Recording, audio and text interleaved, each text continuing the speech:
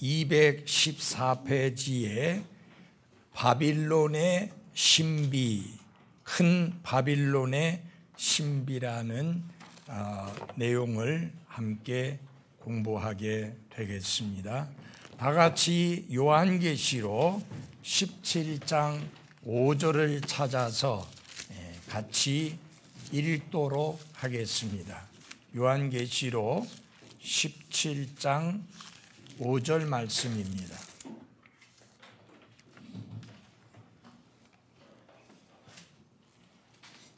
같이 한 목소리 읽어보겠습니다. 시작. 그녀의 이마에 한 이름이 기록되어 있었는데 신비라 근 바빌론이라 땅의 장녀들과 가증한 것들의 어미라 하였더라. 거기 보면 신비라 큰 바빌론이라 이렇게 했는데 큰 바빌론의 신비라 이렇게 말씀드릴 수 있습니다. 개역 성경에는 바빌론이라고 되어 있지 아니하고 바벨론이라고 되어 있지요. 그런데 이 인터넷을 통해서 찾아보면 바빌론이라고 그렇게 되어 있고요. 어쩌면 개역 성경이 바벨론이라고 한 이유는 창세기 11장에 바벨탑 거기에서 유래했기 때문에 바벨론이라고 하지 않았는가 하는 생각이 듭니다. 자, 이제 그 바빌론의 기원에 대하여서 먼저 생각을 해보게 될 텐데요. 우선 바빌론이라고 하는 것에 대해서 간단히 조금 몇 가지 말씀을 드리고 시작하도록 하겠습니다. 바빌론은 유프라테스 강 유역에 세워진 고대의 유명한 도시이고 또 국가입니다. 평지에 세워진 그런 국가인데요. 여러분들이 아마 이야기를 들어본 적이 있으실 거예요. 세계 7대 불가사의 중에 하나가 바빌론의 멸망입니다. 그러면 왜 바빌론이 멸망한 게 7대 불가사의 도대체 이해할 수 없고 납득할 수 없는 이야기 중에 하나라고 하는가? 이 나라의 이 지리적 조건이라든지 이 나라가 어떻게 세워져 있는가 하는 것을 생각해 보면 충분히 납득이 갑니다. 7대 불가사의 중에 하나가 이집트의 피라미드잖아요. 지금 현대 과학 기술로도 그걸 못 쌓는데요. 그렇게 못 만든대요. 근데 수천 년 전에 그걸 만들었는데 제가 그 이집트의 피라미드를 보았는데 피라미드이 한 개가 아니에요. 여러 개가 있습니다. 그리고 보면 하나하나의 돌이 그야말로 몇 톤 정도 나갈 만한 큰 돌을 이렇게 쌓아가지고 했는데 도대체 몇천 년 전에 돌을 어떻게 운반했고 그걸 어떻게 쌓았는지 정말 이해가 잘 되지가 않습니다. 마찬가지로 이 바빌론이 어떻게 멸망을 했는지도 상당히 이해하기 힘든 것 중에 하나입니다. 그럴 수밖에 없는 것 중에 하나가 이 바빌론은 사방으로 이렇게 성벽을 둘렀습니다. 평지에 세워진 거예요. 사방 이 성벽의 둘레 길이가 얼마나 되느냐? 100km예요. 100km. 상당히 크죠? 그 안에 궁전이 있었고 사람들이 생활하는 집들이 있었고 그 안에서 농사를 지었고 그렇게 되었습니다. 그 다음에 이 성벽의 높이가 어마어마하게 높은데 90m입니다. 성벽 높이가 90m예요. 그럼 여러분 성벽 높이가 90m라면 상상이 좀 되세요? 얼마나 높은지? 지금 아파트로 계산을 하게 되면은 30층 이상이에요. 우리 아파트보다 높은 높이예요. 저희가 제일 높은 게 28층인데 28층보다 더 높죠. 왜냐하면 아파트 높이가 보통 8자예요. 38, 24, 240밖에 안 돼요. 그러니까 30층보다 훨씬 거의 40층 가까운 높이의 그런 성벽을 쌓았다 그 말이에요. 뺑 돌아가면서 100km를 그렇게 쌓았다 그 말이에요. 그 다음에 이 성벽의 너비가 얼마나 되느냐? 22m가 됩니다. 그래서 22m라는 말은 무슨 말이냐면은 당시에 병거라고 알려진 그 마차라고 하는 거 있잖아요. 이 병거가 4대가 달릴 수 있는 그런 넓이입니다. 우리가 그 장안읍성인가요? 나간읍성에 가봐도 상당히 이게 폭이 넓더라고요. 상당히. 그런데 이게 22m니까 얼마나 대단하겠는가 하는 것을 여러분이 생각해 볼 수 있습니다. 그 다음에 또 중요한 게 뭐냐면 성벽이 이렇게 있으면 성벽 옆으로 사방으로 뺑 돌아가면서 물이 흐릅니다. 도랑이 있어서 물이 흐르고 있어요. 그러니까 외부에서 군대가 쳐들어와 가지고 화살을 쏘아서라든지 아니면 이 나무 이거 해가지고 가서 꽝 찍어가지고 넘어뜨릴 방법이 없습니다. 여러분 그 성벽의 두께가 이제 22m나 되는데 그게 이게 무슨 미사일을 쏘면 모를까? 이게 무너질 수가 없는 거예요. 그 다음에 높이가 90m나 되니까 성벽을 기어 올라가다가 다 떨어져 죽지.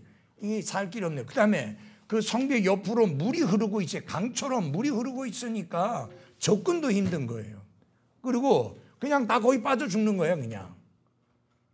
그 다음에 이 문들이, 이 도시의 사면에 문들이 노수로 된 문이 25개가 있었어요. 근데 굉장히 단단한 노수로 된 문입니다. 그러니까 이게 무슨 문에까지 접근도 못하고, 그러면 이게 망하려고 하면은 어떤 방법으로 망할 수 있느냐? 안에 배신자가 생겨야 돼요. 네, 그래서 문을 열어주고 적군이 들어올 수 있도록. 그러니까 이런 25개니까 문을 다 열어주고 동시에 들어오면은 그냥 바로 망하는 거죠. 네, 그런데 여러분이 알다시피 그 벨사살 왕 때 그 왕이 성전에서, 예루살렘 성전에서 가지고 온 그 그릇들, 거기에 쓰던 잔들, 그걸 가지고 술을 따라 마시면서 그 객기를 부렸죠. 그랬을 때 하나님께서 벽에 글씨를 이렇게 써서 드러나게 보여주니까 그게 무슨 말인지 모르죠. 전혀 모르잖아요. 그래서 이제 다니엘이 가르쳐 주게 되죠. 메네 데겔 우바르신이라는 그런 내용입니다. 이걸 갖다 설교하다가 큰 소리로 빵 하면은 방언 좋아하는 사람들은 목사님 방언 터졌다고 이제 그래 이야기를 합니다. 엘리 라마 사박단이라든지 이렇게 해버리면은 무식한 방언 추구하는 사람들은 목사님 방언했다. 이제 드디어 목사님이 방언이 터졌다. 그렇게 말을 하는데 그건 헛소리들이고요. 그 메네 데겔 우바르신이라는 말이 무슨 뜻이에요? 하나님이 저울에 달아보니까 모자랐다. 그래서 쪼개버린다. 그래서 여러분 그 다니엘서에 나오는 내용 중에 신상이 있죠. 그 신상을 세우잖아요. 신상이 나오잖아요. 신상의 머리 부분이 바로 바빌론 제국이죠. 그 다음에 그 바빌론 제국이 나눠지게 됩니다. 그래서 이 가슴 부위가 메대와 메소포타미아와 페르시아 이렇게 둘이 되어지는, 그래서 결국 그렇게 나눠지게 되고 멸망을 하게 됩니다. 신약 성경에서는 이 바벨론이 우상숭배와 미신과 사치와 향락에 빠진 채 하나님의 백성을 박해하는 그런 집단의 상징으로 그렇게 가르쳐지고 있습니다. 그래서 특별히 바빌론은 무엇과 똑같이 통하는 거냐? 로마와 같이 통합니다. 그래서 여러분 로마가 있다가 멸망했잖아요. 근데 다시 로마가 부활하거든요. 바빌론 제국도 있다가 무너졌잖아요. 주 400년대에 완전히 그때부터는 바빌론이라는 이름은 그냥 사라져버리고 말았어요. 그런데 다시 바빌론이 말하자면은 재건되는 거예요. 다시 일어나는 거죠.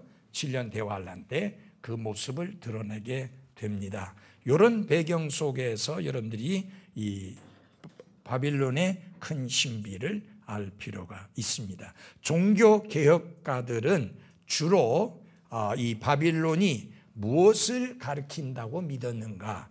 교황 체계의 천주교를 가리키는 것으로 그렇게 믿었고 또 그렇게 가르쳤고 설교했습니다. 저희들도 마찬가지로 이제 그런 것을 가지고 있는데 여러 가지 면에 있어서 이 바빌론과 교황 체계, 천주교는 하나로 통하는 것을 우리가 여러 가지로 볼 수가 있는데 오늘 말씀을 가르치면서 여러분들에게 소개를 좀 하겠습니다. 자, 바빌론의 기원과 관련해서 먼저 창세기 10장 8절부터 10절 말씀을 보겠습니다. 창세기 10장 8절에서부터 10절. 구스가 니므롯을 낳았는데 그가 땅에서 강력한 자가 되기 시작하였더라. 그가 주 앞에서 강한 사냥꾼이었으므로 사람들이 이르기를 아무개는 주 앞에서 강한 사냥꾼 니므롯 같다 하느니라. 그의 왕국의 시작은 시날 땅에 있는 바벨과 에렉과 아갓과 갈레였으며 라고 말씀하고 있습니다. 여러분들이 그 15절 이하도 그렇고 그 내용을 보면 11장하고 10장하고 이렇게 볼 때 분명히 순서로 봐서는 10장 다음에 11장이잖아요. 그렇지만 10장의 내용이 11장 내용보다 앞선 내용이에요.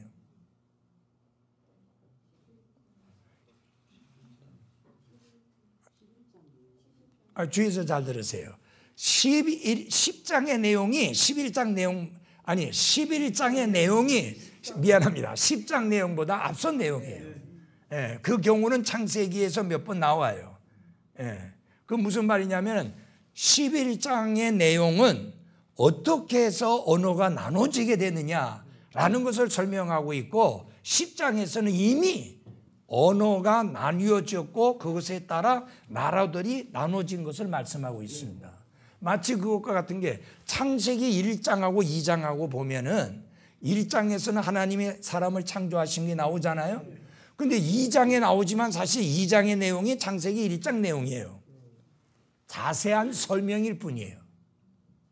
그런 케이스가 많이 있습니다. 그래서 그런 것을 참고하시면서 여기 보면 니므롯이라는 사람이 나오는데 이 니므롯에 대해서 개약 성경에는 뭐라고 말했어요? 그가 영걸이라고 그래서 영웅이라고 그렇게 이렇게 이야기를 해놨는데 영웅 아니에요. 그런 의미 아니고 여기 나와 있는 대로 뭐라고 그랬어요? 강한 자라. 그랬죠? 강한 자라 했죠? 뭐 강력한 자, 마이티맨이에요. 강한 자 혹은 강력한 자 그런 의미인데 근데 이제 중요한 건 그냥 그 다음에 사냥꾼이었다고 말을 하면서 주 앞에서 강한 사냥꾼이었다. 여기 주 앞에서라는 말씀의 의미를 많은 신학자들이 어떻게 이해하느냐. 하나님을 주를 대적하는 사냥꾼이다. 하나님과 맞서는 사냥꾼이다. 그런 의미로 그렇게 해석을 하고 있습니다. 그게 맞습니다. 그래서 니므롯은 어떤 자냐? 사람도 사냥하는 존재예요. 그 다음에는 하나님과 맞서서 하나님을 대적하는 소위 말하면 강력한 자이다. 강력하긴 강력한 자인데 감히 하나님과 대항하여 맞서는 그런 자다라고 하는 의미입니다. 그리고 여기서 중요한 게 뭐냐면은 이 니므롯이라는 말의 의미가 무슨 뜻? 니므롯이라는 이름의 뜻이 뭐냐면 반역자라는 뜻입니다. 여러분 니므롯이 누구 후손이에요? 함의 후손이에요. 그래서 구스는 함의 아들이에요. 그래서 여러분 성경에 보면은 함이 저주를 받았죠. 그렇죠? 함이 저주를 받았잖아요. 그러니까 함은 그 한이 맺혀 있었고 그것을 그의 아들인 구스에게 그 한을 또 넘겨주었고 구스도 그 한이 맺혀 있어서 하나님께 대하여 복종하고 순종하고 따르는 삶이 아니라 오히려 하나님을 반역하는 그런 길을 가게 되는데 그가 바로 이 바벨탑을 짓는 데 있어서 앞장섰던 우두머리 역할을 하게 되는 겁니다. 그래서 11장에 보면은 1절부터 있는 말씀을 보면은 이렇게 되어 있죠. 온 땅의 언어가 뭐예요? 하나요. 말이 하나였더라. 그들이 동쪽에서부터 이동하다가 시날 땅에 있는 평야를 만나 거기 거하니라. 그들이 서로 이르되 자 우리가 벽돌을 만들어 견고히 굽자 하고는 돌 대신 벽돌을 취하고 회반죽 대신 진흙을 취하며 또 이르되 자 우리가 우리를 위하여 도시와 탑을 세우고 탑의 꼭대기를 하늘에까지 닿게 하며 우리가 우리를 위하여 이름을 내고 이로써 온 지면에 널리 흩어짐을 면하자 하더라. 여기서 보면 가장 이 문제가 되고 있는 것 중에 하나가 뭐냐면은 하나님의 말씀을 정면으로 대적하려고 하는 사람들의 시도가 거기에서 나오고 있습니다. 그 하나가 무엇이냐면 창세기 9장 1절을 한번 보십시오. 창세기 9장 1절. 하나님께서 노아와 그의 아들들에게 복을 주시며 그들에게 이르시되 다산하고 번성하여 그 다음에 어떻게? 땅을 채우라. 땅을 채우라고 하는 말은 결국 아담과 이브에게 처음 해주셨던 명령과 마찬가지예요. 한 곳에 머물러 있는 게 아니라 자손들이 생기면서 그들이 온 세상에 흩어져서 온 땅을 채우라고 하는 게 하나님의 명령인데 그들이 그 후손들이 죄를 짓고 죄악이 철철 흘러넘침으로 인하여 하나님이 홍수로 심판하셔서 멸하시고 난 다음에 남은 8명에게 다시 똑같은 명령을 주십니다. 그런데 여기 바벨탑에서 이들이 시도하는 게 뭐예요? 흩어짐을 뭐예요? 면하자. 이렇게 해서 결국은 하나님께 대적하는 그런 것을 시도하게 되는데 그것이 바로 이 바벨탑의 그 시작이고 그 다음에 바벨론이 그런 특징을 가지고 있는 거라고 하는 것을 참고할 필요가 있습니다. 자, 그런데 이 창세기 11장 4절에 의하면 바벨탑은 다음의 것들을 만들려는 시도였습니다. 우리 11장 4절을 다 같이 한 목소리 한번 읽어봅시다. 시작. 또 이르되 자 우리가 우리를 위하여 도시와 탑을 세우고 탑의 꼭대기를 하늘에까지 닿게 하며 우리가 우리를 위하여 이름을 내고 이로써 온 지면에 너희를 면하자. 예. 그 첫째 하나가 뭡니까? 그들을 위한 뭐예요? 도시를 이제 건설하자는 거잖아요. 그들을 위한 도시를 건설. 도시와 탑이라고 나오는데 핵심은 도시예요. 그들을 위한 도시를 건설하자는 것인데 결국 이것은 뭐냐? 정치적인 연합이다. 하나님은 흩어져서 많은 나라들이 세워지기를 원하는 것이었는데 그들의 의도는 뭐냐? 흩어지지 말고 우리의 도시를 세워서 거기에 함께 머물러서 흩어지지 말자고 하는 것은 여러분 이건 정치적인 시도가 아니면 이게 이루어질 수 없는 그런 거잖아요. 맞아요? 그 다음에 종교적 연합이 나오죠. 뭐예요? 아니 이게 조금 애매하더라고. 거기는 뭐라고 돼 있어요? 거기 책에는 봤어? 답지는 저희가 없습니다. 없어요? 예. 탑이 답이야. 예. 그러니까 탑이라고도 볼 수도 있고 이게 우리 이름을 내자는 그것도 있고 이제 탑이라고 이제 보는 이유가 종교의 목적이 그 탑의 목적이 뭐예요? 하나님께까지 도달하자는 거잖아요. 예. 탑 꼭대기. 결국은 하나님이 있는 곳에 우리가 탑을 쌓아서 하나님 있는 곳에까지 가자는 이야기 아니에요. 그죠? 그게 종교의 의미예요. 종교는 뭐냐면 우리의 노력으로 하나님께 도달하고 하나님이 원하는 것을 이루고 하나님이 기뻐하시는 것을 행하자. 그게 종교예요. 그래서 여러분 절대로 기독교는 종교가 아닙니다. 아멘. 왜냐하면 우리의 노력으로 하나님께 나아가자는 게 아니고 하나님이 우리를 찾아오셨다는 기쁜 소식이 기독교예요. 아멘. 그래서 여러분 어떤 사람들이 말을 하면서 개종했다. 개종은 100번 해도 지옥 가요. 예를 들어서 장로교에다가 침례교 다닌다. 그땐 개종이라고 안 해요. 그죠? 불교에 하다가 말하자면 교회를 나온다든지 그러면 개종했다 하죠. 천주교 다니다가 개신교로 오면은 개종했다 합니다. 근데 그런 식의 개종은 수백 번 해도 아무 소용이 없고 절대로 하나님께 나아갈 수 없습니다. 왜냐하면 종교는 사람을 하나님께로 인도하지 못합니다. 한 분 예수 그리스도만이 우리를 하나님께로 인도합니다. 탑을 쌓자는 건 뭐예요? 우리 스스로 하나님께 도달하자. 그거예요. 뭐 이미 예수님이 필요하고 그분을 통해서만 하나님께 받아들여질 수 있다는 사실을 창세기 3장 15절에 이미 하나님이 선언하셨고 그리고 그 입증으로서 그 증거로서 양의 가죽을 이제 짐승을 죽여서 그 가죽으로 옷을 해서 입힘으로 말미암아 종교가 아니고 피를 흘리는 대속의 죽음을 통해서만 용서받고 하나님께 나아갈 수 있다는 것을 분명히 보여주시고 가르쳐 주셨습니다. 그럼에도 불구하고 우리가 우리의 노력으로 하나님께 닿자, 우리가 우리의 노력으로 하나님께 나아가자, 이건 완전히 뭐예요? 종교입니다.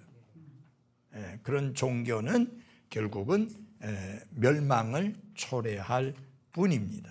그 다음에 우리 이름을 내고 흩어지지 말자라는 것은 그들을 위한 이름을 이제 주장을 하는 건데 이거는 인종적인 연합을 말을 하고 있는 것이죠.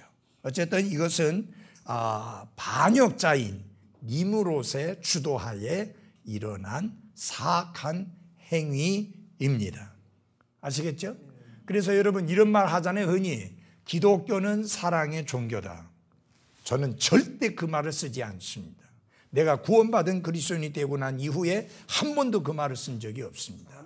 왜냐하면 기독교는 사랑의 종교가 아닙니다. 종교가 아니라 그 말이 중요한 거는 구약 성경에는 종교라는 단어가 한 번도 쓰인 적이 없습니다. 신약에도 신약에 5번 종교라는 단어가 쓰여졌어요. 이제 그때마다 핵심이 뭐냐?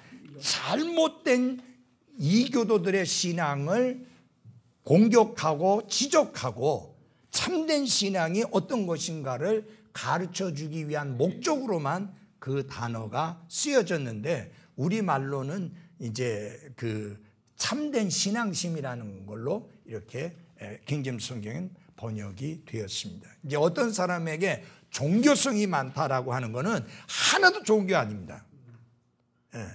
이런 종교성이 많을수록 그리스도의 복음을 듣고 그것을 깨닫고 구원받을 수 있는 가능성은 제로예요. 종교성이 없는 사람이 구원받기가 쉬워요. 종교성이 있다는 건 뭐냐면은 자신의 노력과 자신의 수고로 자신의 행위로 구원받을 수 있다라고 생각하고 그것이 가능하다고 생각하는 생각이 꽉 차 있는 사람을 종교심이 많다. 그런 이야기를 하는 거예요. 그게 뭐야? 자기 나름대로 하나님 찾고 자기 나름대로 하나님께 나가는 길을 찾고 자기 나름대로 하나님이 받아주실 만한 것을 생각하고 그걸 주장하는 게 그게 종교심이고 종교입니다. 그러니까 그런 종교심이 심한 사람일수록 힘든 거예요. 지난 금요일 날 한 분하고 상담하면서 제가 그런 질문을 던졌습니다. 자, 오늘 죽는다면 천국 간다는 100%의 확신이 있습니까? 하니까 없대요. 교회를 오래 다닌 사람이에요. 그리고 왜 그러느냐? 그러니까 그러면서 제가 이런 말을 했어요. 행위를 생각하니까 그렇죠? 라고 말하니까 그렇다고 그러는 거예요. 어느 누가 자기 행위를 생각하고 내가 오늘 죽는다 할지라도 천국 갈 수 있다고 강하게 주장할 수 있는 사람이 누가 있어요? 한 사람도 없어요. 우리 모두 다 알아요. 우리의 행위는 하나님 앞에 더러운 걸레와 누더기와 같다는 거. 이거는 내놔봤자 하나님이 전혀 받으실 수 없는 것이라는 거예요. 울어도 안 되고 참아도 안 되고 애써도 안 되고 오직 예수 그리스도의 보배로운 피만 우리의 죄들이 용서되고 하나님 앞에 나아갈 수 있는 것이죠. 그러니까 그거는 종교가 아니에요. 참된 믿음이죠. 예. 그래서 종교는 사람을 지옥에 보내는 무시무시한 도구라고 하는 것만 아셔도 됩니다. 자, 이것은 홍수 이후에 사람에게 주신 하나님의 명령에 대한 간접적인 불순종이었습니다. 하나님은 땅에 채워라, 땅을 채우라라고 했는데 이들은 채우려고 하지 않고 한 곳에 모여 있으려고 했던 것입니다. 자, 바빌론 시스템의 바빌론 체계의 역사를 한번 보시면 거기 나와 있는데요. 많은 역사학자들은 현재 이교도 신앙이 모든 종류들의 이교도 신앙이 니무롯과 그의 아내 세미라미스 숭배가 시작된 바빌론에 뭐를 두고 있다? 뿌리를 두고 있다고 그렇게 믿고 있습니다. 니무롯이 처참히 죽고 난 이후에 세미라미스는 그녀가 낳은 아들이 죽음에서 부활한 니무롯이라고 주장을 했습니다. 거기서부터 어머니 아들 숭배의 체계가 발전한 것이죠. 그래서 실제로 거의 모든 고대, 현대에도 많은 이교도들의 세상에서 공통적으로 발견되는 특징이 바로 어머니, 아들 이것을 함께 숭배하는 그런 것입니다. 자, 여러분, 천주교에서 나온 것으로서 개신교회들이 하고 있는 것들 여러 가지가 있습니다. 요한 칼빈과 루터가 천주교로부터 나오면서 천주교에서 행하고 있었던 나쁜 악한 습관이었고 비성경적이고 잘못된 습관이었는데 그대로 가지고 나온 습관들이 여러 가지 있습니다. 천주교에서 행하던 것 중에 그 중에 하나가 뭐냐면은 천주교에서 외우는 주기도문을 외우는 거. 그래서 개신교회에서는 모든 예배가 뭐와 함께 시작돼요? 주기도문을 외우는 것과 함께 시작됩니다. 그런데 여러분 그 주기도문의 내용이 마태복음 6장 9절에서 13절까지의 내용이에요. 하늘에 계신 우리 아버지시여 이름이 거룩히 여기심을 받으시며 나라의 임하옵시며 이렇게 하거든요. 여러분 잘 보십시오. 예수님은 한 번도 아버지 하나님께 기도할 때 우리 아버지라고 말씀하신 적이 없어요. 예수님은 내 아버지라고 했지 우리 아버지라고 하지 않았습니다. 그 다음에 그 내용 속에 어떤 내용이 납니까? 우리가 우리에게 빚을 진 자를 용서하듯이 우리의 빚을 용서하옵소서라고 나오죠. 예수님이 누구에게 빚을 집니까? 예수님은 빚을 지실 수 없는 분이에요. 그분은 만물과 모든 것의 주인이신 분이에요. 그분이 뭐가 부족해서 다른 사람에게 빚을 져야만 됩니까? 맞지가 않습니다. 그래서 그것은 예수님의 기도가 아니고요. 그 마태복음 6장 9절을 다 같이 찾아주시기 바랍니다. 마태복음 6장 9절.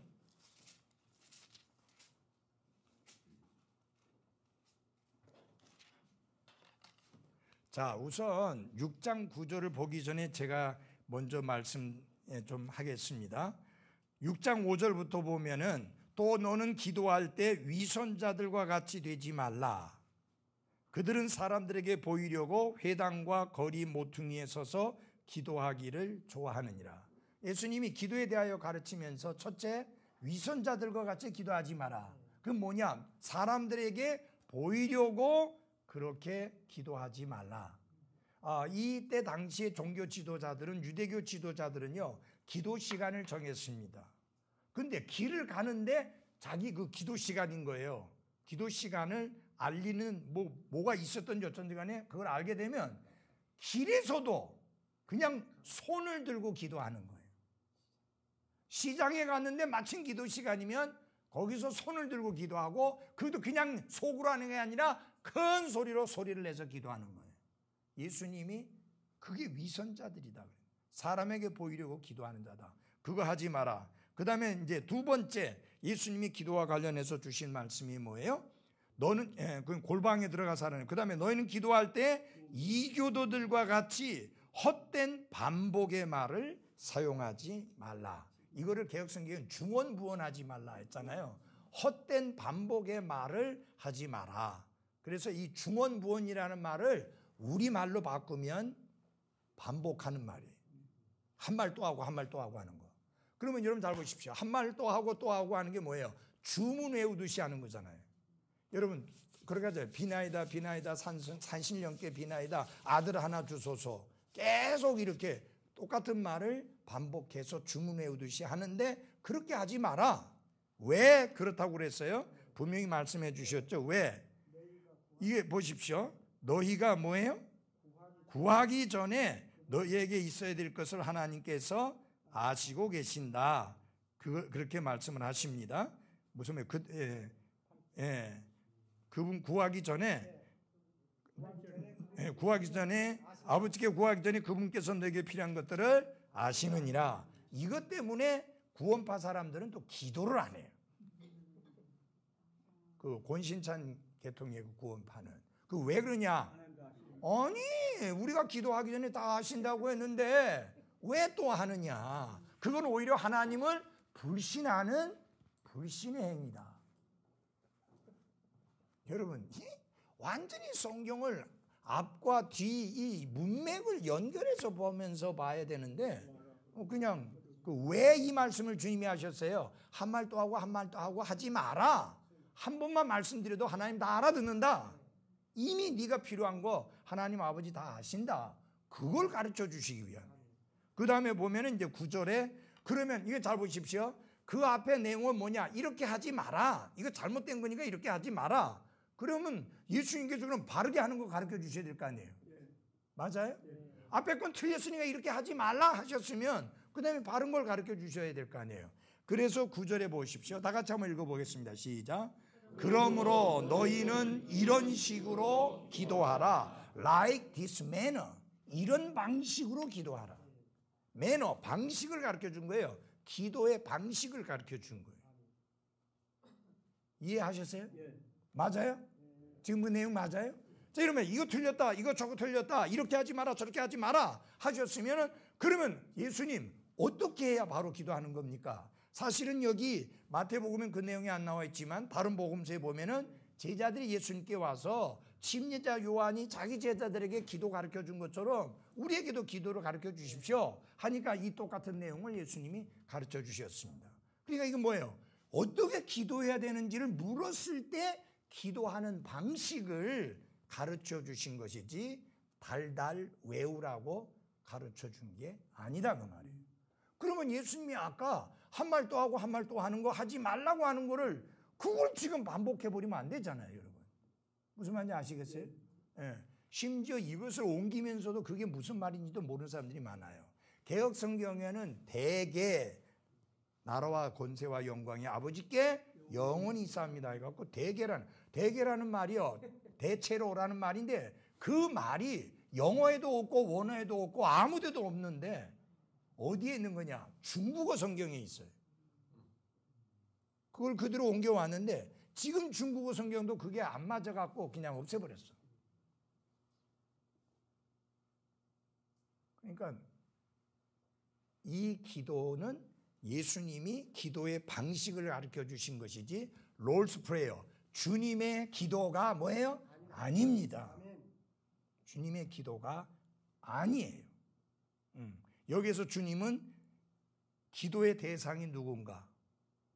하늘에 계신 우리 아버지다. 잘 들어주세요. 이거는 완전히 새로운 개념이에요.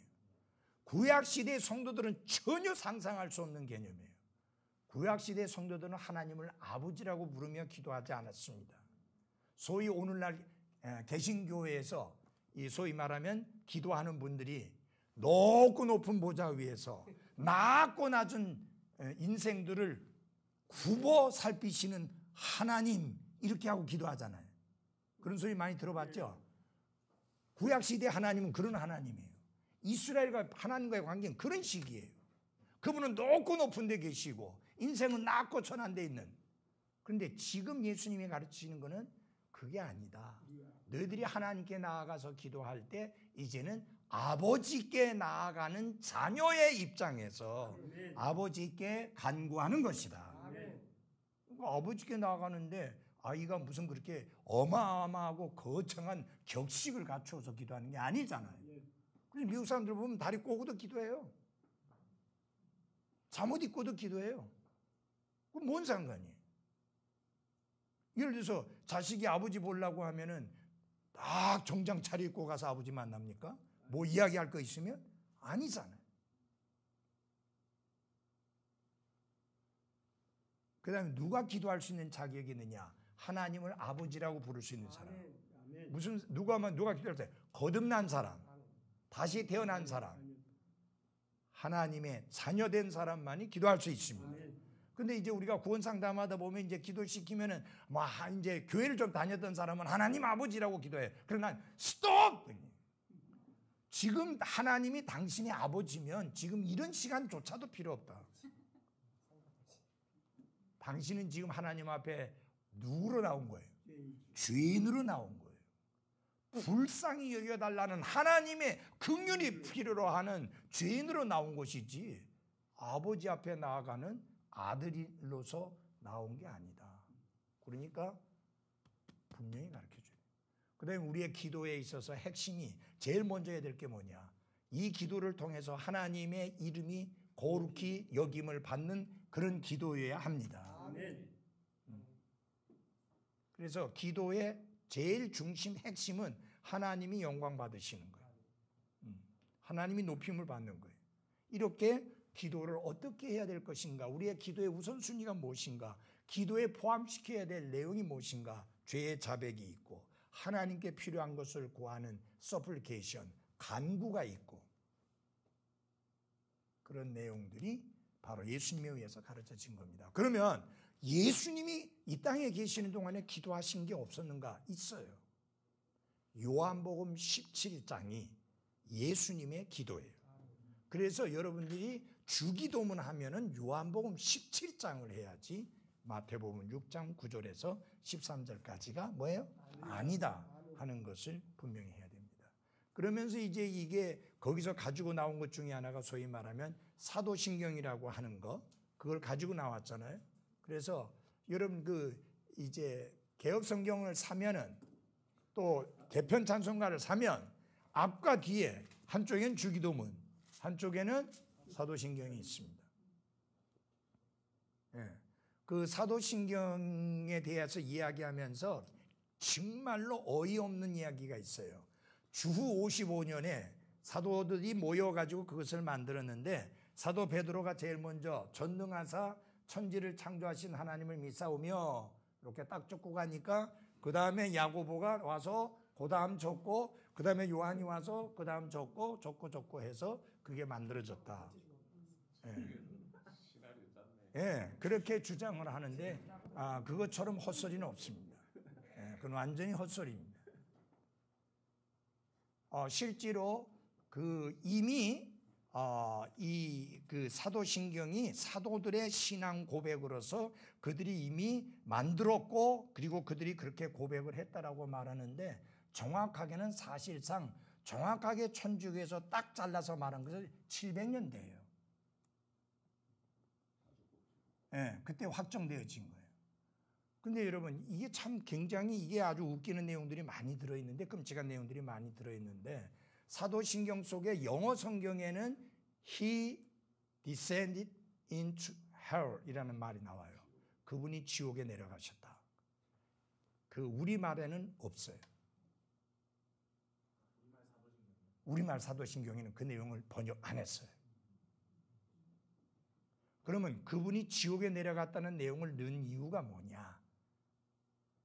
천주교의 연옥소를 주장하기 위해서입니다.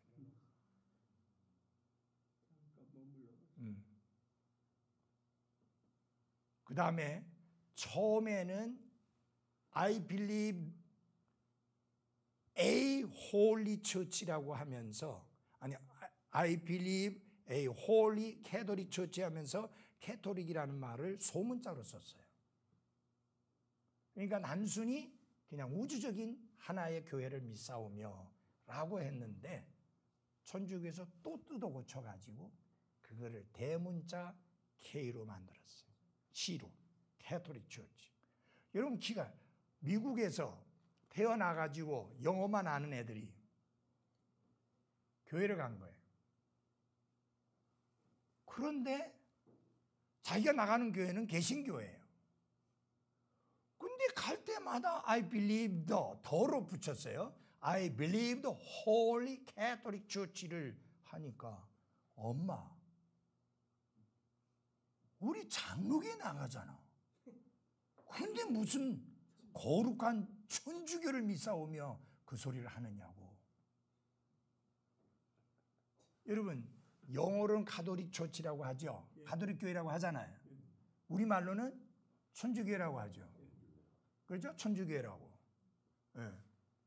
이게 거룩한 공회를 믿사오며라고 했다가 교회가 안 들어갔다 해가지고 거룩한 공교회를 믿사오며, 이게 최신판이에요. 예, 그래 거룩한 공교회를 믿사오며라고 바꿨습니다. 여러분 주의해서 잘 들으십시오. 천주교회는 오직 하나의 교회를 믿습니다. 그리고 전 세계의 교회가 하나예요. 그리고 그 교회 우두머리는 교황이에요. 우리가 성경을 통해서 믿는 믿음은 지역 교회입니다. 아멘. 그리고 그 지역 교회는 교회마다 독립입니다. 아멘. 교회 위에 상급기가 없고 교회를 통제하고 다스릴 수 있는 어떤 기관도 없음을 믿습니다. 그러니까 벌써 그런 내용도 전혀 맞지가 않고, 그 다음에 끔찍한 게 뭐냐면 그 동정녀 마리아를 믿사오며 되어 있잖아요. 그 동정녀를 뭐라고 했냐면 The Virgin이라고 했습니다. 그 말은 무슨 말이냐면은 마리아가 평생 동정녀였다는 그런 주장입니다. 새빨간 거짓말이죠. 예수님에게 동생들이 있었잖아요. 하는 소리가 천주교에서 하는 소리가 그건 사촌 동생입니다.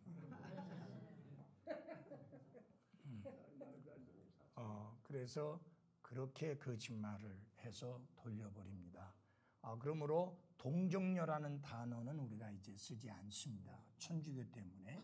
그래서 뭐라고 해야 되냐? A virgin, 처녀. 예수님은 처녀에게서 탄생하셨고요. 마리아도 예수님의 십자가에서 흘리신 보배로운 피로 죄들을 용서받은 자입니다. 그 다음에 천주교에 보면은 성도의 교통하심을 믿사오며, 그죠? 성도의 교통을 믿사오며, 그죠?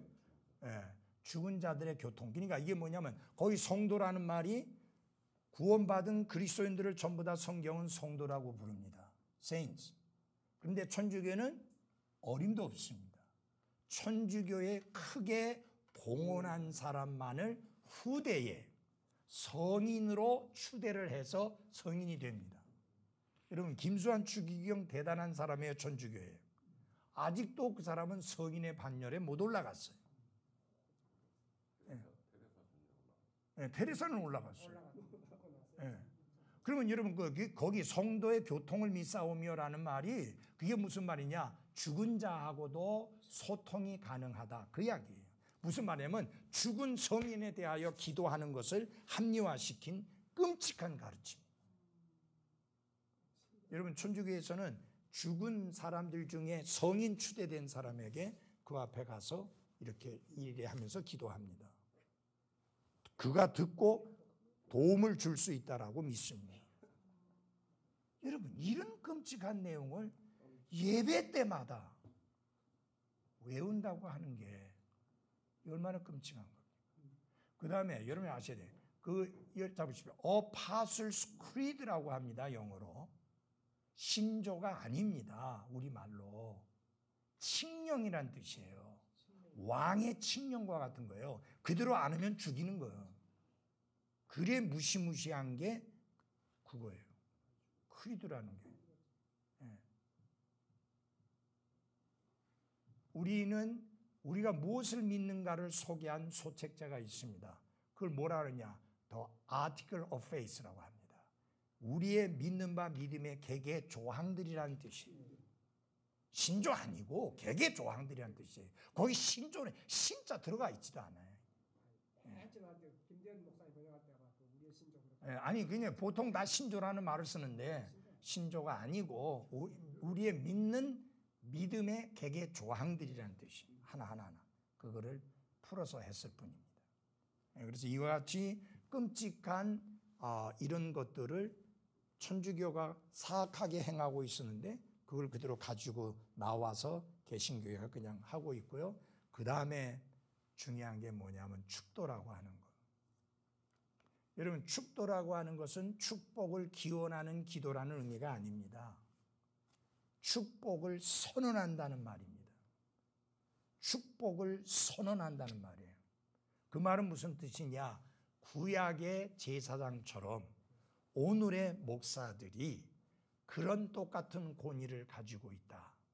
그래서 목사만이 유일하게 가지고 있는 권한인데 그게 바로 뭐냐? 축복권이다 라고 하는 거예요. 그래서 반드시 그걸 할 때는 반말로 한다고. 있을지어다 라고 반말로.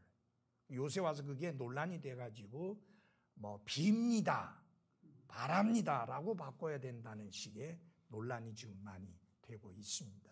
우리 정지수 형제 있을지어다로 들었어요? 빕니다로 들었어요? 있을지어다. 여러분 거기 앉아있는 사람은 그 목사보다 나이 많으신 분들도 많이 계셔요. 40대 목사니까 60대, 네? 70대 다 앉아있죠. 그 사람들에게 반말로 권위를 가지고 있을지어다 라고 한다는 말이에요. 그거는 뭐냐? 축복을 비는 게 아니고 선언하는 거예요. 구약의 제사장들이 그렇게 했었어요. 근데 여러분 한 가지 아셔야 될 것은 제사장들은 축복권만 있었던 게 아니라 저주권이 있었어요. 그래서 제사장이 마을에 나타나게 되면 제일 신경 쓰는 게 뭐냐? 그 마을의 제일 우두머리가 제일 신경 쓰는 거예요. 그건 무슨 말이냐면 축복을 위해서 왔는지 저주를 위해서 왔는지 그걸 묻는 거예요. 왜냐하면 제사장이 움직이면 가서 축복을 선언하든지 저주를 선언하든지 둘 중에 하나를 하게 되어 있기 때문에 굉장히 떠는 거예요. 사무엘이 나타났을 때 묻잖아요. 그걸 가지고 오는 거예요. 그래서 천주교에서는 사제라고 하잖아요. 신부라고 하는 게.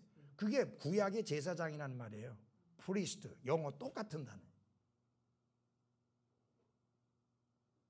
그러면서 목사들이 만든 말 중에 끔찍한 단어를 가져온 게 있습니다. 그게 뭐냐면은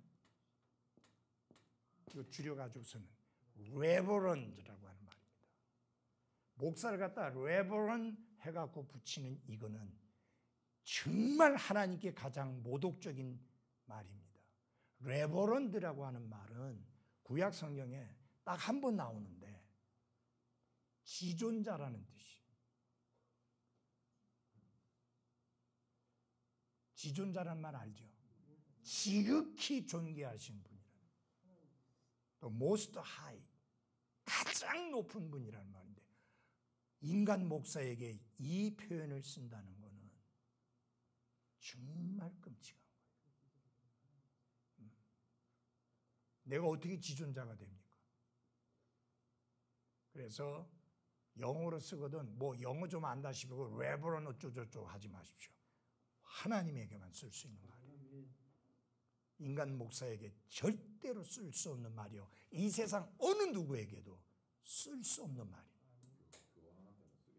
예?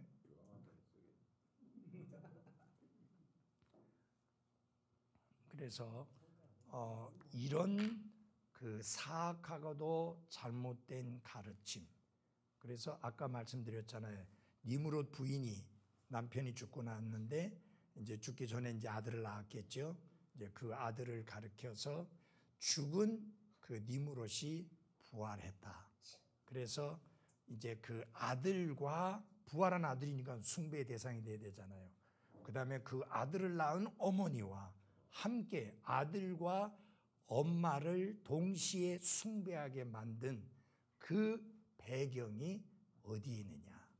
그것을 가지고 이 배경 속에서 천주교가 그런 것이 되어졌고, 많은 이단 종교들 중에서 아버지, 그러니까 엄마와 아들을 함께 섬기는 이런 것들이 많습니다. 그래갖고 지금 그 안산홍 거기에서는 어머니 하나님을 섬겨야 된다고 하면서 똑같은 짓거리 하잖아요. 안산홍이는 죽고 나니까 안산홍이 부인을 어머니 하나님이라고 이렇게 추대해서 세계에서 유일하게 어머니 하나님을 알고 어머니 하나님을 섬기는 가장 성경적인 교회라고 미친 소리 하고 있잖아요.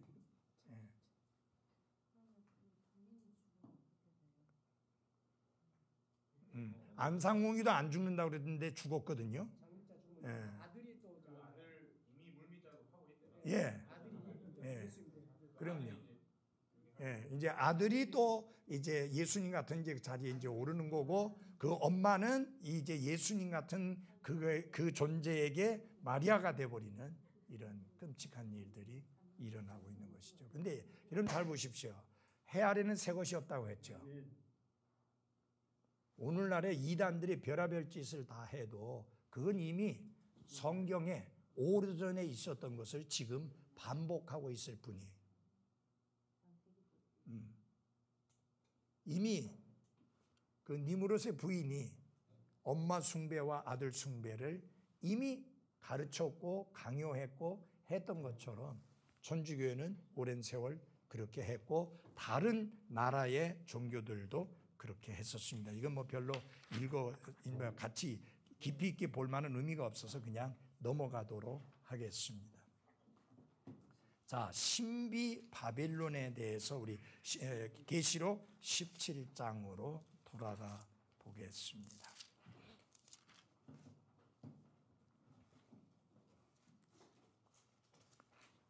천주교의 고급 간부였던, 아주 고위 간부였던 사람이 세계 천주교 대회에서 천주교가 성경에서 벗어나서 잘못된 길로 가고 있는 잘못된 집단이라는 것을 천주교 세계 대회에서 강사로 서가지고 그거를 터뜨려 버렸어요. 어떻게 됐을까요? 바로 체포력 내렸죠. 그래가지고 죽을 뻔했었는데 다행히 그 세계의 언론들과 다른 사람이 알아가지고 압력을 가해서 빠져나올 수 있었습니다. 그래서 그 사람이 지금은 천주교의 추악한 이 사악함을 이제 폭로하고 드러내는 일을 합니다. 알베르투라고 하는 분이. 예. 제가 그분이 쓴 만화 형태로 되어 있는 만화책이 몇 권 있는데, 그 후에 그분은 여러 차례 살해 위험을 당합니다. 암살 위험을. 치과에 치료를 하러 갔는데 이미 치과 의사를 매수해 놓은 거예요. 여러분, 이 치료하려면 마취제 놓잖아요. 마취제가 아니라 바로 죽이는 그런 독극물을 주사하도록 했는데 그게 다행히 미리 그걸 알게 된 거예요. 그래서 여러 차례 교통사고를 빙자해서 죽이려고 했던 적도 있고 이렇게 했는데 그 사람은 그러나 하나님께서 지켜주셔가지고 계속 그 일을 하고 있습니다. 그 책에 보니까 독립침례교회 목사가 제거 대상 제1순위에 올라 있어. 왜? 기성교회 다른 목사들은 천주교 공격하는 설교 안 하고 말 안 하고 가르치지 않습니다. 큰 집이라고 하고. 그런데 독립침례교회 목사들은 그게 천주교는 기독교가 아니라고 강력하게 가르치고 있고, 여러분 보십시오. 우리가 여호와의 증인이 이런 이단들 그거 아무것도 아니에요. 정말 이단 중에 이단이 천주교예요. 거대한 이단, 괴물 같은 이단, 그게 천주교예요.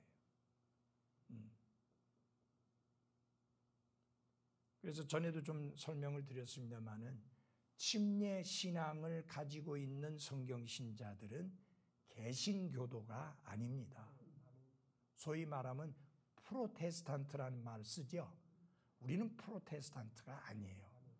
프로테스탄트라는 말은 무슨 뜻이냐면은 그 저항자라는 뜻이에요. 우리는 천주교의 저항에서 나온 무리들이 아닙니다. 그 이전에 예수님이 사도들에게 말씀을 전해주셨고 그 사도들이 그 신앙을 그 다음 세대에 또 옮겨주었고 또 그들이 그 다음 세대에 옮겨주었고 그래서 그 신앙을 피를 흘려가며 그대로 고수하며 지켜온 사람들 그 후손들이 오늘날 침례신앙 성도들입니다. 소위 말하는 맵티스트가 그런 사람들이다 하는 겁니다. 그래서 침례교회 시작은 따로 없어요. 예수님이 시작하신 교회가 우리는 그 신앙이 침례신앙 교회라고 믿습니다. 그분 침례 베풀었잖아요. 맞아요? 그래서 이 천주교의 사악함이 얼마나 끔찍한 것인지를 알고 있어야 되는데 지금은 돌아가셨고 주님 앞에 갔지만 마틴 로이드 존스 목사님이 영국의 그 웨스트민스터 교회의 담임 목사를 하신 분이었었는데 오랜 세월 그분이 천주교는 기독교가 아닙니다 라는 책을 썼어요. 쉬운 일이 아닌데 근데 너무 잘 썼어요. 아주 바르게 아주 잘 밝혀놓으셔가지고 알려주고 있습니다. 그래서 여러분이 참고로 천주교는 우리가 지금 공부하는 바빌론의 음료 바빌론의 바로 그 모습이다 라고 하는 것을 아시면 되겠습니다. 자 17장 가서 보겠습니다. 이 장은 적그리스도가 득세할 때에 자리하고 있을 한 세상이에요. 목사님 이거 한 세상 맞아? 원월. 네. 한 세상 종교의 최종적인 모습을 기록하고 있습니다. 결국은 이 무슨 말이냐면은 이 적그리스도가 다스리는 때에는 하나의 세상이 되잖아요. 그리고 하나의 종교가 있고 하나의 지도자가 있고 7년 대환란 때는 지금은 많은 나라들이 있잖아요. 그리고 지금은 많은 종교들이 있는데 그때는 하나밖에 안 돼요. 적그리스도를 숭배하는 종교. 그거 아니면 목숨 내놔야 돼. 그래서 그것을 보여주고 있는데 자 3절에서 6절까지 보면 신비 바빌론은 뭐라고요? 한 여자입니다. 거기 나와 있죠. 3절에 보면은 나와 있지 않습니까? 이처럼 영 안에서 나를 광야로 데리고 가니라 내가 보니 한 여자가 신성 모독하는 이름들로 가득하고 라고 했습니다. 여러분 천주교회야말로 신성 모독하는 것들로 가득 차 있습니다. 하나에서 10가지 정말 신성 모독하는 것으로 가득 차 있는 게 천주교입니다. 바빌론 종교의 특징입니다. 두 번째로 그녀는 한 무엇을 상징한다고요? 도시를 상징한다고 18절에 나와 있습니다. 그것은 7 산 위에 세워졌습니다. 이것은 재건하게 될 로마를 언급을 하게 된 것입니다. 하는 것입니다. 그 다음에 그녀는 큰 뭐라고 불릴 거라고 그랬어요? 음녀라고 불렸습니다. 여러분 교회는 순결한 처녀라고 불립니다. 그러나 여기 바빌론은 음녀라, 음란한 여인이라고 이렇게 불릴 것입니다. 여러분, 천주교는 음란한 여인입니다. 절대로 교회와 비교할 수 없는 게 교회는 순결한 처녀이기 때문인 것입니다. 그 다음에 그녀는 많은 물들 위에 앉았는데 그것은 백성들과 무리들과 민족들과 언어들을 뭐 한다고요? 상징한다. 그래서 결국은 전 세계적인 우주적인 종교 그리고 종교 지도자가 있게 될 것을 말하고 있습니다. 여러분 잘 보십시오. 개신교의 목사들이 앞다투어 나서서 천주교와 하나가 되려고 하는 운동을 벌이고 있잖아요. 근데 그들이 그렇게 나서서 할 수 있는 이유가 뭐냐? 거기가 큰 집이니까 그래요. 그러면 왜 침례교도들은, 침례교 목사들은 그렇게 하지 않느냐? 개신교회라고 믿는 침례교 목사들은 하나가 되려고 해요. 그 연합운동에 가요. 그러나 우리는 개신교라고 하는 것을 믿지 않고 그렇게 믿지 않는 많은 무리들은 절대로 그들과 연합하려고 하지 않습니다. 왜? 두 사람이 의합지 않고서야 어찌 같이 걸을 수 있겠느냐, 그렇게 말씀했습니다. 제가 기독교 방송국에서 20년 가까이 방송 설교를 한 거를 아시는 분들은 아실 겁니다. 그러다 보니까 어떤 일이 벌어지느냐 하면은 부활절이 되면 부활절 연합 예배를 하잖아요. 거기에 항상 저는 성서침례교회 대표로 이름이 올라가는 거예요. 그래서 제가 전화를 해가지고 내 이름 빼라. 나는 절대 연합하는 사역하지 않는다. 그러니까 다른 교회들 다 올라와 있는데 여기는 안 올라와 있어서 목사님이 방송 설교를 하니까 그래서 이름을 넣었다. 그래서 내 이름 안 올라가도 아무 상관없으니까, 그리고 우리는 절대로 연합 안 하니까 거기다 이름 넣지 마라 라고 항의를 해가지고 이제 그 다음부터 이름이 안 올라가게 됐습니다. 그래서 연합을 좋아하는 사람들이 있는데, 여러분, 연합은 하나님의 뜻이 아닌 게 이미 창세기 11장부터 분명하게 하나님이 밝히 보여주셨습니다. 그리고 중요한 건 뭐냐면은 신앙이 확신이 같지 않는 사람들이 하나가 된다고 하는 것은 있을 수가 없는 이야기입니다. 그래서 여러분, WCC 운동, World Church Council, 세계교회 협의회, 이것은 절대로 하나님의 뜻이 아니고 에큐메니컬 운동, 모든 교회를 통합하려고 하는 이 운동은 사탄적인 운동이지 결코 하나님의 뜻은 아니라고 하는 사실입니다. 그래서 결코 하나가 될 수 없는 거죠. 여러분, 지금은 아주 전락하고 말았지만 한국에 존경받는 목사님 중에 한 분이었던 분이 김삼환 목사예요. 명성교회. 그렇지만 여러분 알다시피 지금은 세습 때문에 아주 말을 듣고 있습니다. 근데 사실은 그 과정이 지금 아름답게 안 돼서 그런데 세습이라는 말 자체가 맞지 않습니다. 미국에는 세습이라는 단어가 없어요. 예를 들어서 한 교회에서 제일 위에 1세가 하게 되면은 시니어라고 그래요. 그 다음이면 주니어예요. 그 다음이면 서드, 2세, 3세, 심지어 4세까지 되는 데도 있어요. 한 교회 목사가. 그러면 어떤 경우냐?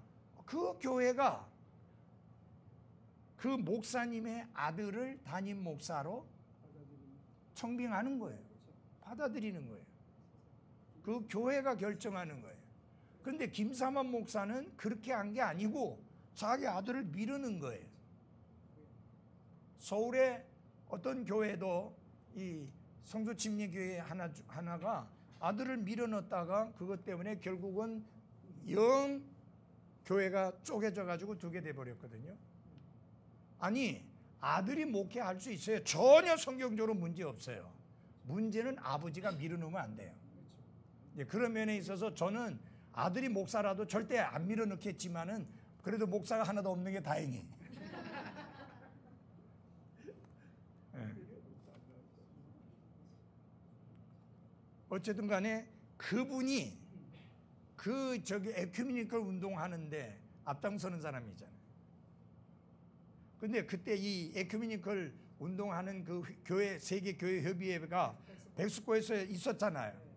거기에 용기 있는 사람이 있었어요. 한 사람이 제가 봤는데 피켓을 들고 빨리 그 사탄의 무리들에게서부터 나오라고, 목사님들이요 거기서 나오라고, 그런 글씨를 써놓고 이렇게 피켓을 들고 이렇게 하고 있는 사람이 있었어요. 그거는 사탄의 모임이니까 거기서 목사님들 나오시라고, 왜 거기 있느냐고. 침례교도가 아닌데. 네. 그래서 아주 감동적이었어요. 네. 여러분, 절대로 지금은 더 끔찍한 게 뭐냐면은 교회 연합이 아니에요. 지금은 종교 연합이에요. 세계 모든 종교를 아우르는. 웃기잖아요. 소위 말하면은 성탄절에 중이 가서 축하 뭐 해주고, 그 다음에 또 목사가 사월 초파일날 가서 축하해주고, 심지어 조영기 목사 같은 경우는 동국대에 가서 설교하면서 예수님만이 하늘나라 가는 유일한 길은 아니다. 네.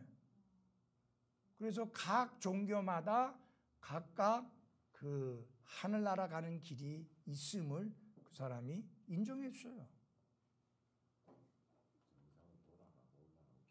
네. 그러니까 그것은 후지산을 예를 들어가지고 지금 이야기하는 사람들이 그렇게 하거든요. 후지산이 요렇게 생겼어요. 그러니까 올라가는 길이 굉장히 많아요. 근데 결국은 정상에 가서 만나는 거예요. 그러니까 후지산을 봐라. 올라가는 길이 여러 개 있지 않느냐. 그러나 결국은 다 정상에서 만나지 않느냐. 불교, 유교, 마호메교, 기독교 여러 개가 있는데 결국은 정상에서 만난다. 하늘에서 만난다. 이런 사악한 가르침. 이런 것들이 결국은 어디서 나온 거냐? 다 바빌론에서 나온 거다 그 말이죠. 하나님을 적대하고 대적하는 종교를 만들고 그런 가르침을 가르치고 그런 것을 설교하고 선포하는 이런 모든 것들이 사실상 바빌론의 종교다. 이렇게 할 수가 있습니다. 정말 끔찍한 일이죠. 그래서 보십시오. 그녀는 성도들과 그다음에 그녀는 땅의 모들과 왕들과 더불어 음행했습니다. 이건 뭐냐면은 소위 말하면은 신앙과 정치는 분리되어야 합니다. 철저하게 신앙과 정치는 분리되어야 합니다. 교회와 국가는 분리되어야 됩니다. 그래서 절대로 기독교는 국교가 되어서는 안 됩니다. 장로교회는 여러 나라의 국교였었죠. 스코틀랜드에 국교했었고 스위스에 국교했었고 제가 가지고 있는 책 중에 칼빈이 많은 사람을 죽였는데 그 제목을 제가 갑자기 잊어버렸어요. 바른 말을 할 수 있는 권리인가. 그때 당시에는요. 칼빈이 그 사람을 죽이려고 했었는데, 왜냐하면 칼빈의 가르침이 틀렸다는 것을 주장했기 때문에 그때는 그거 틀렸다고 하면 바로 죽였거든요. 근데 워낙 이 사람이 이름 있는 사람이고 또 그분의 주장이 워낙 설득력이 있어가지고 함부로 죽이지를 못했는데, 그분이 쓴 글을 읽어보면요 등골이 오싹해요. 바른 말 하면은 얼마나 끔찍하게 사람을 죽였는지. 그냥 쉽게 죽이지 않습니다. 고문을 통해서 죽입니다. 여러분, 천주교의 고문 기구들 뉴욕에 전시하고 있는 데가 있어요. 천주교가 고문해서 죽이는 데 사용했던 그 도구들 상상을 초월합니다. 그래서 많은 사람들이 이 그녀는 성도들과 예수님의 순교자들의 피에 취했습니다. 1200년 동안의 암흑기간 동안에 5천만 명이 넘는 침례교 성도들이 순교를 당했습니다. 시체를 늘어놓으면 서울과 부산을 2번 왕복할 수 있는 거리에 그 수많은 사람들이 피를 흘렸습니다. 바빌론의 종교 때문이죠. 바로 천주교 때문에.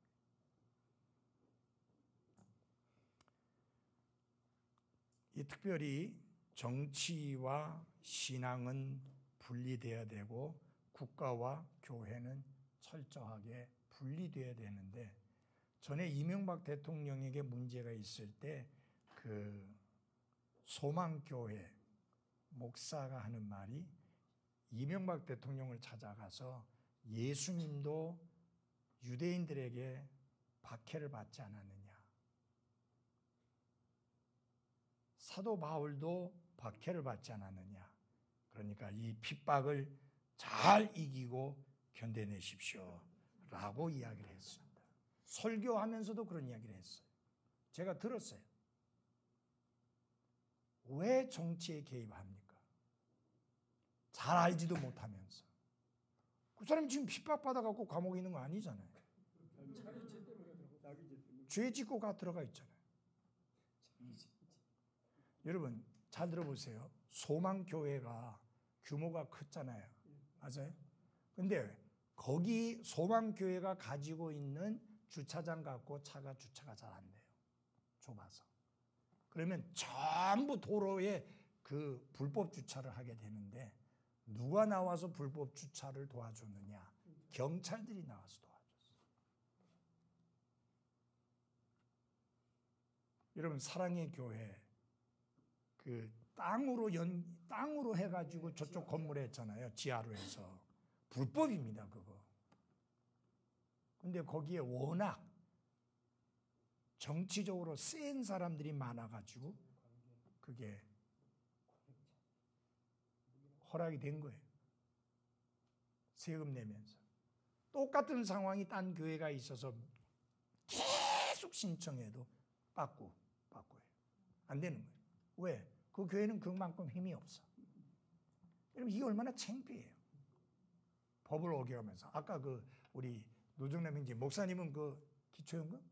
네. 그거 받으시죠? 하는데 거짓말하면 받을 수 있어요. 가가지고 차 있으세요? 없어요 하면 돼요. 뭐 하세요? 목사합니다. 교회에서 사례금인지 뭔지 받으시죠? 그러면은 예.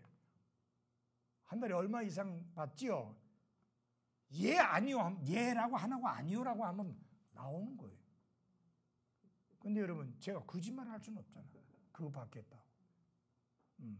한 달에 20만 원 받겠다고. 내 아내하고 합해서 40만 원 받겠다고 그 짓을 할 수는 없잖아요. 교회가 그리스도인이 모든 면에 있어서 누구보다도 더 법을 지키고 말씀대로 해야 합니다. 아주 중요한 부분이. 그리고 철저하게 교회는 국가와 완전히 분리해서 정치와 신앙은 철저하게 분리해야 됩니다. 여러분 독일 같은 데는요 목사 월급이 나라에서 나와요. 세금으로 그 월급 주는 거예요. 왜 그래요? 루터 교회가 그 나라의 국교니까. 그러니까 열심히 할 필요 없어. 네. 왜 써할 필요 없어요. 월급 나오는데 뭐. 네. 여러분 이것들이 결국은 뭐냐? 사꾼 만드는 거잖아요. 이게 바로 사탄의 전략이에요. 지금 여러분 필리핀도 그리고 멕시코도 그 밑에 남미 나라들 전부 천주교 국가잖아요. 온두라스, 과테말라 그 밑으로 쭉 남미가 다 그 스페인이 정복했던 나라는 전부 다 천주교가 국교인 나라인데, 그런데 놀라운 사실은요. 그들에게 복음을 전하면 화를 내면서 우리를 쫓아내는 게 아니라 귀를 기울여 듣고 복음을 받아들여요. 필리핀에서는요, 성서 침례 교회가 천주교 다음으로 제일 많아요.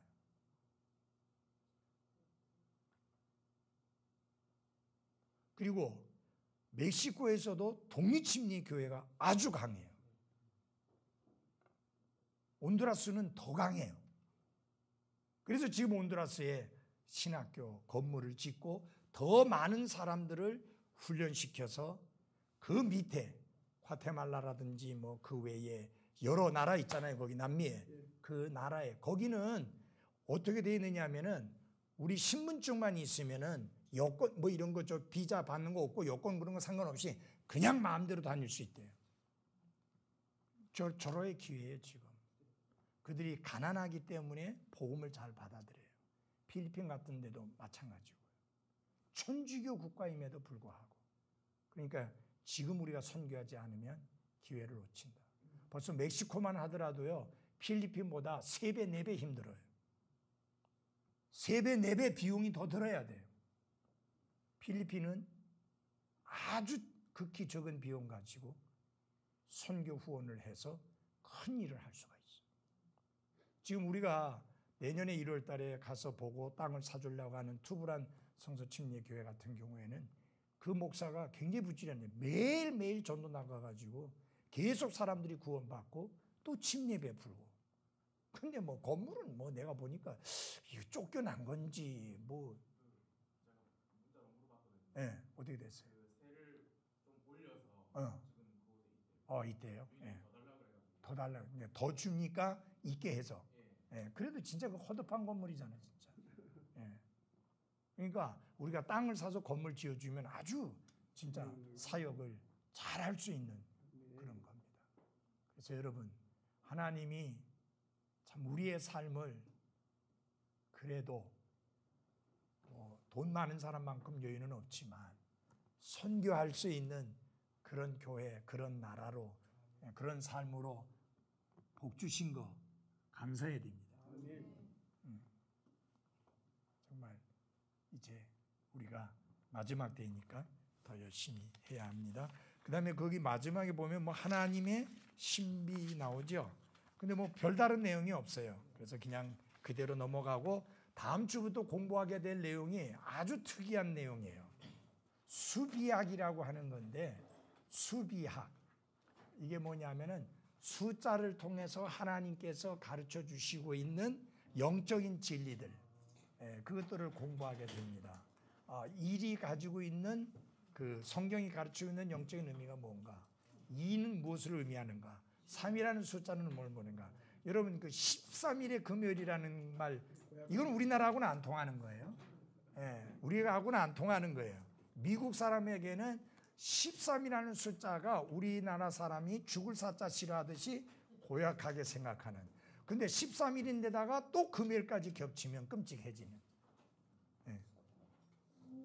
그래서 40이라는 숫자라든지 3이라는 숫자라든지 7이라는 숫자라든지 10이라는 숫자라든지 이런 것들이 성경 자체가 어떤 의미로서 말씀을 하고 있는지 재미도 있고 상당히 또 영적으로 큰 의미가 있는, 이제까지 여러분들이 설교라든지 이런 것을 통해서 잘 듣지 않았던 그런 내용들을 아주 조금만 뭐 7이라든지 뭐 이런 3이라든지 이런 거 간혹 들었던 건데, 이제 공부하게 될 그 내용은 아주 자세하게 하게 될 겁니다. 그 제가 가지고 있는 책에 이분은 이 교재로서 이렇게 조금밖에 안 만들었지만은 제가 가지고 있는 책이 그게 숫자에 관한 그걸 한 이렇게 두꺼운 책이 있어요.